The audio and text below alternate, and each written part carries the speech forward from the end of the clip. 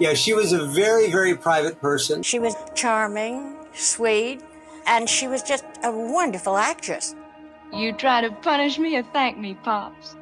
She gave me her phone number. I had Elizabeth Montgomery's phone number.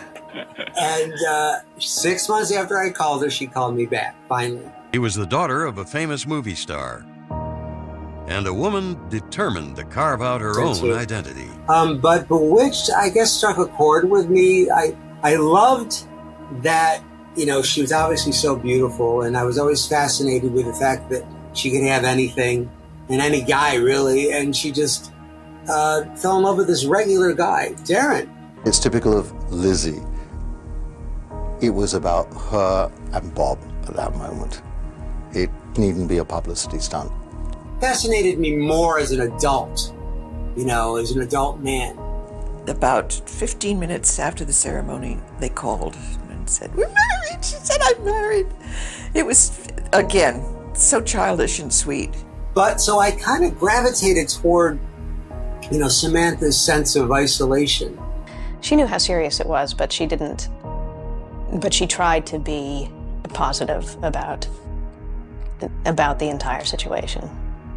He said, you know, Darren never wanted Samantha to do the magic because he didn't want anybody else to have her. Welcome back to the Facts Verse podcast. My guest today is Herbie J Pilato. Herbie J is an author, actor, producer, and pop culture historian whose work has made him one of the leading voices in preserving and celebrating classic television. Born in Rochester, New York, he found both inspiration and comfort in TV during a turbulent childhood, forming a deep connection to shows like Bewitched and to actress Elizabeth Montgomery, who we'll be talking about today.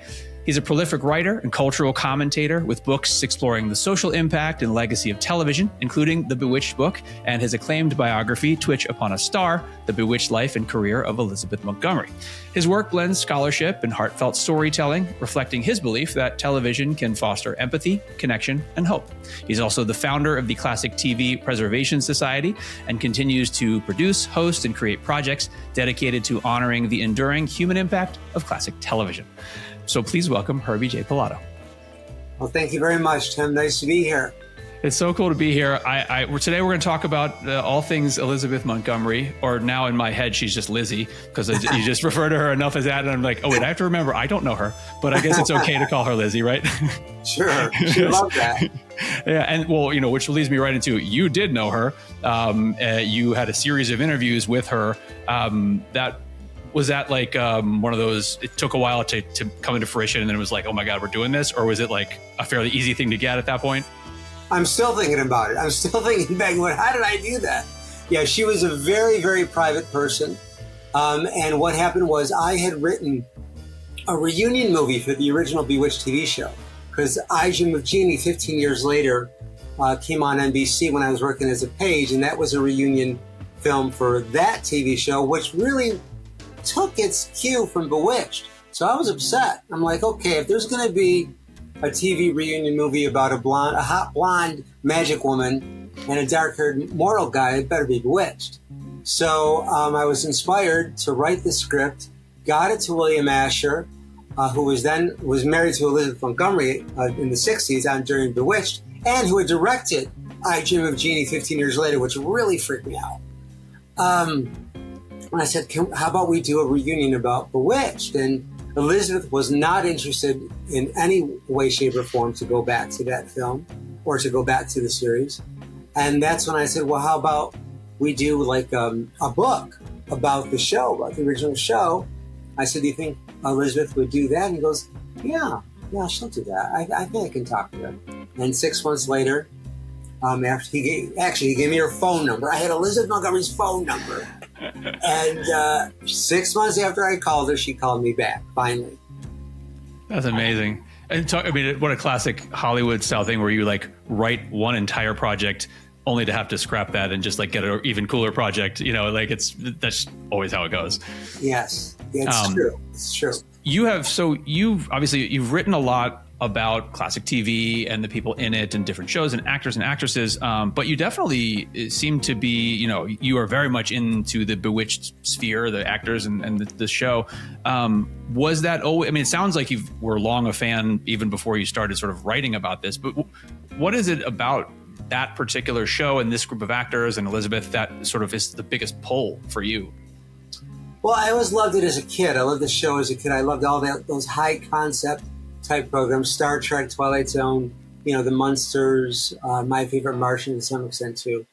But Bewitched, I guess, struck a chord with me. I loved that, she was obviously so beautiful, and I was always fascinated with the fact that she could have anything and any guy really, and she just fell in love with this regular guy, Darren.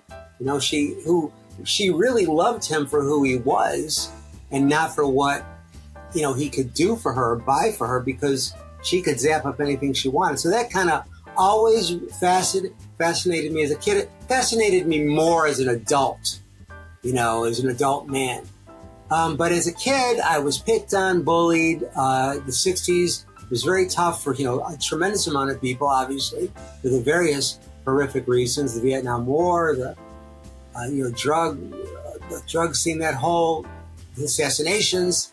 It was a tough time. And I grew up in an inner city neighborhood, and I could sing and I could dance and I could do things, very artsy, which are all considered very cool today. Oh, right. It's like, that's literally what the internet is now. Everybody's doing it, right? But back in the 60s, in my neighborhood, you didn't need to be doing that. That was trouble. But so I kind of gravitated toward, Samantha's sense of isolation. She was essentially bullied in many ways. Certainly Darren was too from Endora. But there was a lot going on. And as an adult, as I grew into my 20s specifically, after I finished working at NBC again, I started writing that Bewitched script because I broke my toe, and I cut my baby toe. So I started watching the show again, and that's when I saw how really different, it was. Wow, this woman really loves this guy, and this guy has a very strong work ethic, and he doesn't want her to do the magic because what's going on there, And Dick York, the original Darren, had told me years later that the reason why he never wanted, or that he told himself this as an actor to interpret the role. He said, Darren never wanted Samantha to do the magic because he didn't want anybody else to have her. He didn't want anybody else to see it because he wanted her all to himself, which is obviously something you would not think about because people are generally like, Darren, come on, let her do the magic. What's wrong with you? Yeah, right. And that's a better answer than that kind of ruins the show. Exactly. Well, early on they had wanted Samantha to become less magical the more she didn't use her magic. And everybody was like, well, what good is that? You're not going to have a show about a witch and a mortal. You're going to have a show about two mortals. So that was, next. Yeah, probably for the best. That's, so it's fascinating that, so even as an adult, the themes and the sort of vibe of the show still hung for you as important, as opposed to, when I was a kid, I really liked the setup of the show, but as an adult, I really started looking into who is this actress? Who are these actors? But even as an adult, it carried such weight for you as like, no, this is important. I was reminded when you're talking about your childhood, I feel like there's a story of I think Billy Joel would say, like, he learned how to fight because he would have to walk to his piano lessons, and people would pick on him. Oh, you're going to piano. And I feel like I've heard him say that. And so he's like, so I had to learn how to box also, just so I wouldn't get beat up trying to do art. That's wild. That's wild. Yeah. Well, I certainly formed the Classic TV Preservation Society partially too because of Elizabeth, because she was such an amazing human being who was probably one of the least arrogant people I have met in and outside of the entertainment industry. And she came from a very prestigious family. Her father was Robert Montgomery. Her mother was a Broadway star, Elizabeth Allen. And they could have easily raised her to be arrogant, and she wasn't. She reveled in the regular life. She used her persona, her public persona, to help those, the less fortunate. She was one of the first Hollywood people to really offer her assistance and help in any way she could for those suffering from AIDS. Her and Elizabeth Taylor were two of the big celebrities who did that. So I was inspired by her approachableness to do something positive. You know, usually you form a nonprofit, or at least when I did, usually at that time you do that when you're retired or later in life. I did it like I was in my 40s. You know, why am I forming this nonprofit? You know, you want to make a profit. You want to have money. So the charitableness of who she was as a human being inspired me to do that. That's great. And that certainly comes across in the book. You know, there's definitely, although, you know, I was glad you didn't, it wasn't sort of some sort of sugar-coated thing. I mean, you addressed some of the issues that she had, and yes. you know, were candidly, you know, talked. And I want to talk through, you know, as many as we can over the course of our conversation. But I did want to ask you, and I assume the answer is yes, is like, was the process of writing this made you love her even more? I assume your admiration for her, even though as you sort of looked into, you know, some friendships and maybe potential alcohol issues or whatever, things like that, I get the sense, I would assume, that you thought even higher of her having written. No, absolutely. I mean, when I first met her at her house, after she called me, and I missed her phone call because I went to do the laundry in my little hotel. It was a little apartment in Santa Monica. You know, they had like the laundry room on the bottom floor. So I missed, and I've been waiting for a call forever. She finally calls, and I go to the laundry, and she's like, I said, "I'm so sorry, Elizabeth, that I missed your phone call." I said, "I was doing my laundry," and she said, "As you should." Yeah. So I thought that was like, wow, just like a regular person. So I'm forgetting the question as I went back to it. What was your just that your take on her was only improved by doing the process. Completely. I mean, when I had that conversation with her just on that first phone call, I was like, wow, she's so cool. And then when I met her, and I was so nervous, I bought 4 new tires for my car to make sure they looked right, you know, and it was just crazy. So I walk, she greets me at the door.